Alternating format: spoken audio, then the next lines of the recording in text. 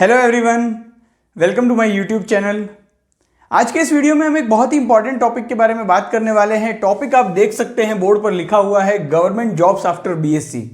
इस वीडियो में हम नंबर ऑफ गवर्नमेंट जॉब्स जो बीएससी के बाद जनरली अवेलेबल होती है उसके बारे में हम बात नहीं करेंगे। हम बात करेंगे उससे भी ज़्यादा इंपॉर्टेंट टॉपिक के बारे में कि अगर आप बीएससी के कंप्लीट होने के तुरंत बाद एक गवर्नमेंट जॉब पाना चाहते हैं तो उसके लिए आपको क्या स्ट्रेटेजी फॉलो करनी चाहिए, क्या इफेक्टिव स्ट्रेटेजी है। और ऐसी गलतियां जो जनरली बीएससी के स्टूडेंट करते हैं वो आप नहीं करोगे अगर आप इस वीडियो को अच्छे से देखोगे और इस वीडियो में कही गई बात को समझोगे। अब देखिए, अगर हम बात करें बीएससी की, तो बीएससी जब भी हम करने का सोचते हैं या बीएससी में हम जब भी एडमिशन लेते हैं तो जनरली हमारे सामने जो आगे का रूट मैप होता है कैरियर का, वो ये होता है कि हम बीएससी करेंगे, बीएससी के बाद कुछ आगे गवर्नमेंट जॉब्स के लिए हम प्रिपेयर करेंगे और उसके बाद किसी भी गवर्नमेंट जॉब में सेटल हो जाएंगे। या फिर कई सारे स्टूडेंट होते हैं वो बीएससी के बाद आगे चलकर एमएससी करते हैं और उसके बाद फर्दर आगे पीएचडी भी करते हैं। लेकिन मोस्ट ऑफ द स्टूडेंट जो होते हैं वो बीएससी के बाद क्या लेना चाहते हैं? एक गवर्नमेंट जॉब। देखिए, गवर्नमेंट जॉब पाना तो सभी चाहते हैं और हम सब जानते हैं कि गवर्नमेंट जॉब एक ऐसी रेस है जिसमें आप ही के जैसे और भी कई सारे स्टूडेंट उस रेस में पार्टिसिपेंट हैं। अब आपको उन सभी पार्टिसिपेंट से आगे बढ़ना है, आगे निकलना है और गवर्नमेंट जॉब पानी है, तो उसके लिए कुछ ऐसे पॉइंट्स हैं जो कि आपको ध्यान में रखने होंगे। देखिए, जब हम बीएससी कर रहे होते हैं तो उसके दौरान जनरली हमने देखा है कि बीएससी में आपका जो भी सिलेबस है, बीएससी में आपका जो भी एग्जाम पैटर्न होता है, उसकी जो प्रिपरेशन होती है उसके लिए आपको मैं अगर कहूँगा कि 2 to 3 मंथ्स सफिशिएंट होते हैं। अगर आप बीएससी ऑनर्स कर रहे हैं या फिर बीएससी में आपका कॉम्बिनेशन ऑफ सब्जेक्ट है, अगर आप 2 से 3 महीने बहुत ही अच्छे से पढ़ लोगे तो आप इजीली बीएससी में बहुत अच्छे मार्क्स भी आप स्कोर कर सकते हैं। ठीक है, लेकिन जनरली क्या होता है कि एक बीएससी का जो स्टूडेंट होता है उसको जो 9 से 10 महीने मिलते हैं अपना बीएससी में, जो फर्स्ट ईयर में है आप चाहे सेकंड ईयर में है, तो इफेक्टिव जो आपका टाइम रहता है वो 9 से 10 महीने आपका पूरा करिकुलम, आपका पूरा सिलेबस, आपकी कॉलेज की क्लासेस जो है वो चलती है। और हम सभी जानते हैं कि बीएससी के दौरान हम कितनी क्लासेस को अटेंड करते हैं, कितने प्रैक्टिकल हम अटेंड करते हैं। जनरली हमारा जो टाइम है बीएससी के दौरान वो जाता है दोस्तों के साथ मौज मस्ती करने में, और आज के समय में जो ज़्यादा हमारा समय जाता है वो जाता है इंस्टाग्राम पर रील्स देखने में, इंस्टाग्राम पर वीडियोस देखने में, फेसबुक पर, और इसके अलावा जो है वो कई सारे स्टूडेंट ट्विटर पर भी आजकल तो ट्विटर वॉर करने लग गए हैं और यूट्यूब पर ऐसी वीडियोस देख रहे हैं जिससे हमारा कोई लेना नहीं, कोई देना नहीं। इससे क्या हो रहा है कि जो आपका टाइम है वो कंज्यूम हो रहा है। और देखिए दोस्तों, ये जो टाइम होता है ये बहुत ज़्यादा इंपॉर्टेंट होता है। ये आपको अभी रियलाइज नहीं होगा। अभी आपके ऊपर ना कोई फैमिली की रिस्पॉन्सिबिलिटी है, आप अभी अपने पापा के बहुत ज़्यादा प्यारे हैं, आप अपनी मम्मी के बहुत ज़्यादा प्यारे हैं, आपको घर से पॉकेट मनी आ रही है, आपके ऊपर कोई भी ऐसी लाइबिलिटी अभी नहीं है, आपको जो रिस्पॉन्सिबिलिटी है वो अभी फील नहीं हो पा रही है। और आप क्या करते हैं? अपना टाइम दूसरी चीज़ों में खपा देते हैं या यूं कहें कि वेस्ट कर देते हैं। अब होता क्या है, ऐसे ही आपके बीएससी के 3 साल निकल जाएंगे और उसके बाद आप देखोगे कि आपके जो बीएससी के साथ वाले जो कुछ फ्रेंड्स थे उसमें से कोई एसएससी में सेलेक्ट हो गया, कोई उसमें से आईबीपीएस में सेलेक्ट हो गया, कोई उसमें से रेलवे में सेलेक्ट हो गया, या फिर कोई और डिफरेंट जो जॉब्स हैं उनमें लोग सेलेक्ट होते गए। आप देखोगे कि अब मैं क्या करूं। जब आपके फ्रेंड्स इन सब एग्जाम में सेलेक्ट हो जाएंगे आपको भी लगेगा कि मैं भी इन एग्जाम की प्रिपरेशन स्टार्ट कर देता हूं। तो यहीं पर क्या होगा कि आपने 3 साल तो पूरा मौज मस्ती किया, अब आप चाहेंगे कि आप इन गवर्नमेंट जॉब्स की एग्जाम की प्रिपरेशन करें और अगेन अपने 2 से 3 साल जो कि बहुत ज़्यादा प्रीशियस होते हैं, और बीएससी के बाद जो 2-3 साल आप अगर अपनी प्रिपरेशन इन एग्जाम के लिए दोगे तो आप समझ सकते हैं कि आपने कितना अपना जो कीमती समय था उसको आपने इन एग्जाम की प्रिपरेशन में लगा दिया। आजकल मैं देखता हूं कि कई सारे कमेंट्स आते हैं यूट्यूब पर कि सर, दुल्हन ढूंढने की उम्र में एग्जाम सेंटर ढूंढ रहा हूं। तो क्या आप भी इसी सिचुएशन में आना चाहते हैं? अगर नहीं आना चाहते हैं तो जब आप बीएससी कर रहे हैं तो बीएससी करने के दौरान ही आपको क्या करना है कि जो बीएससी में आपको समय मिलता है, देखिए मैंने पहले भी कहा था कि 2 से 3 महीने की प्रिपरेशन आपकी बीएससी के लिए बहुत ही अच्छी है। आप 2 to 3 मंथ्स अच्छे से प्रिपेयर करो, बीएससी हर साल आप अच्छे से अच्छे स्कोर, अच्छे मार्क्स के साथ आप पास होते जाओगे।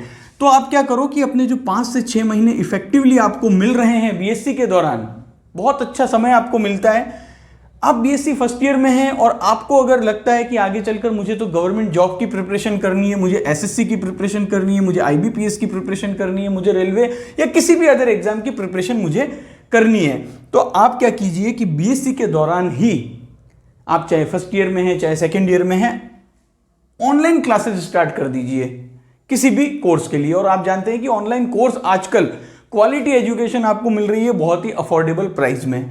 तो आप बीएससी में अपना समय इंस्टाग्राम, फेसबुक, यूट्यूब या अन्य किसी सोशल मीडिया ऐप पर बर्बाद करने की जगह अपना टाइम क्या कीजिए, आप यूटिलाइज कीजिए किसी भी एग्जाम की प्रिपरेशन के लिए। देखिए, क्योंकि क्या होता है कि बीएससी के बाद जो आपके परिवार वाले हैं उनकी भी बहुत ज़्यादा आपसे उम्मीदें होगी। इसके अलावा अगर आप बीएससी के बाद एमएससी करेंगे उस समय भी फैमिली आपको बहुत एक उम्मीद भरी निगाह से देखेगी।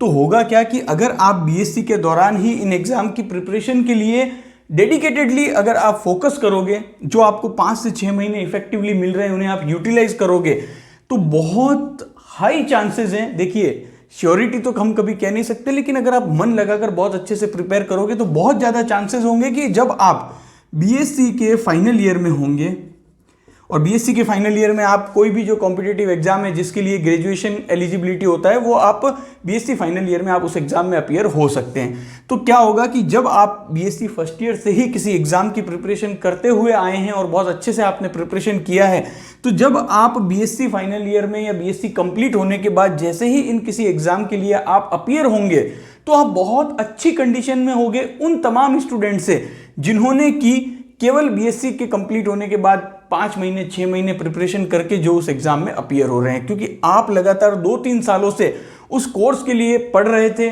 जी जान से आप प्रिपरेशन कर रहे थे, तो आप बहुत अच्छी कंडीशन में होंगे और बहुत ज़्यादा चांस होगा कि पहले ही अटेम्प्ट में आप कोई भी एग्जाम इजीली क्लियर कर लोगे। अब ये तो हो गया एक सिनारियो। दूसरा हम सिनारियो की बात करते हैं कि हो सकता है कि आपका पहले अटेम्प्ट में कोई भी एग्जाम क्लियर ना हो। तो क्या होगा, बीएससी के बाद आप आगे या तो एमएससी का रास्ता चुनोगे या फिर हो सकता है कि आप कोई और भी दूसरा कोर्स अगर आप करते हैं। जनरली क्या होता है, बीएससी के बाद most of the student MSc करते हैं या फिर कोई स्टूडेंट होते हैं जो कि बीएड करते हैं, जिन्हें एजुकेशन लाइन में जाना होता है।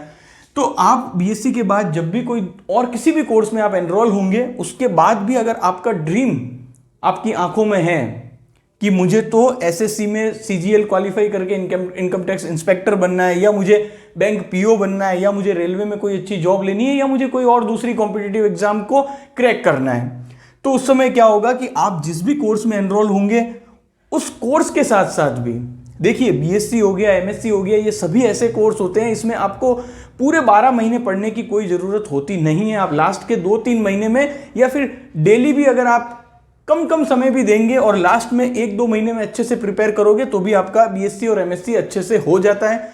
हमने भी किया है और देखते आए हैं कि काफ़ी सारे जो टॉपर्स थे वो भी यही स्ट्रेटेजी फॉलो करते थे। तो क्या होगा कि जब भी आप किसी मास्टर डिग्री कोर्स में या दूसरे किसी कोर्स में भी एनरोल होंगे, तो उसके बाद भी आप side by side in exam की प्रिपरेशन को कंटिन्यू रखेंगे। तो क्या होगा कि एमएससी के हो सकता है कि फर्स्ट ईयर में आपका जिस एग्जाम के लिए आप प्रिपरेशन कर रहे थे वो क्रैक हो जाए, या हो सकता है कि एमएससी कंप्लीट होते ही आपका वो एग्जाम क्लियर हो जाए। तो आपका कितना ज़्यादा समय बचेगा, मैं इस वीडियो में जो मैसेज आपको देने की कोशिश कर रहा हूं कि आपको आपका जो समय है उसको इफेक्टिवली यूज़ करना है। क्योंकि मैं देखता हूं बीएससी और एमएससी के दौरान भरपूर समय मिलता है, बहुत समय मिलता है। हमने भी कई सारी ऐसी गलतियां की थी जब हम बीएससी एमएससी में थे, और आज इस स्टेज पर आकर रियलाइज होता है कि काश उतना समय अब मिल जाए तो कोई भी एग्जाम को क्लियर कर दे। लेकिन अब समय नहीं है, अब वो समय नहीं है। ये समय जो स्टेज होती है बीएससी और एमएससी की तब हमारे पास होता है, लेकिन हम उस समय को यूटिलाइज नहीं कर पाते हैं। तो वही गलती आपको नहीं करनी है।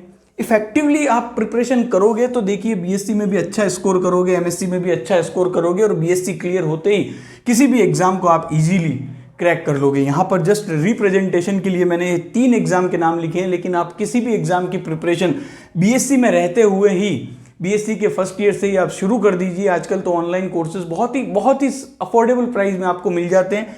डेली आप जो है वो अपना टाइम, कुछ एक डेडिकेटेड टाइम रखिए जिसके लिए उन एग्जाम की भी प्रिपरेशन स्टार्ट करिए, जिससे होगा क्या, बहुत ज़्यादा समय आपका बचता है। और बीएससी कंप्लीट होने के बाद ही मैंने देखा है कई सारे बच्चे तो एग्जाम को क्लियर कर लेते हैं। तो यही उनकी रणनीति होती है जिसकी वजह से उन्हें काफ़ी ज़्यादा बेनिफिट इसका मिलता है। आजकल आपने देखा होगा कि जो बच्चे 6th क्लास में आते हैं, कई सारे जो बच्चे होते हैं वो 6th क्लास से या फिर 8th क्लासेस से IIT JEE की एग्ज़ाम की प्रिपरेशन स्टार्ट कर देते हैं या नीट एग्ज़ाम की प्रिपरेशन स्टार्ट कर देते हैं।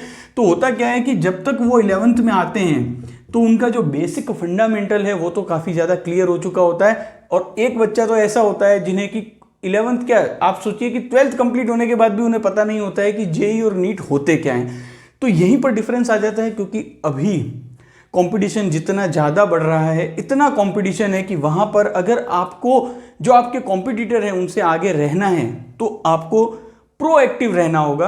अगर आप रिएक्टिव होंगे कि अब कुछ ऐसा हो गया अब मैं प्रिपरेशन करूं, अब वो ज़माना नहीं है। आपको प्रोएक्टिव होना है, प्रिपरेशन आपकी करनी है, और तभी आप उस भीड़ में से अलग निकलकर गवर्नमेंट जॉब का जो सपना है उसको पूरा कर पाओगे। आई एम श्योर कि इस वीडियो में जो मैसेज मैं देना चाह रहा हूँ वो आप तक पहुँचेगा। अगर पहुँच गया है वो मैसेज तो वीडियो को लाइक कर दीजिए, इस वीडियो को अपने सभी फ्रेंड्स के साथ शेयर भी कर दीजिएगा। ऐसे ही इन्फॉर्मेटिव वीडियोज़ के लिए चैनल को सब्सक्राइब भी जरूर कीजिएगा। Thank you for watching this video.